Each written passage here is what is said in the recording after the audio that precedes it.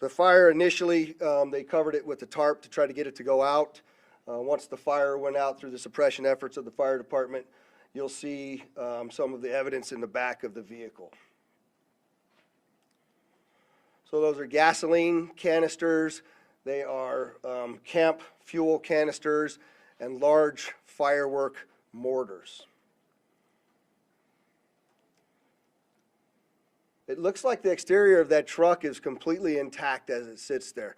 The fact that this was a Cybertruck really limited the damage that occurred inside of the valet, because it had most of the blast go up through the truck and out. In fact, if you look on that video, you'll see that the front glass doors at the Trump hotel were not even broken by that blast, which they were parked directly in front of. We do know the truck was rented in Colorado. We were able to trace that truck through the Tesla charging stations, and it arrived here in Las Vegas this morning at about 7:30 and went up and down Las Vegas Boulevard before immediately pulling into the Trump Towers. As of right now, our number one goal is to ensure that we have the proper identification of the subject involved in this incident. Following that, our second objective is to determine whether this was an act of terrorism or not. I know everybody's interested in that word and trying to see if we can say, hey, this is a terrorist attack. That is our goal, and that's what we're trying to do.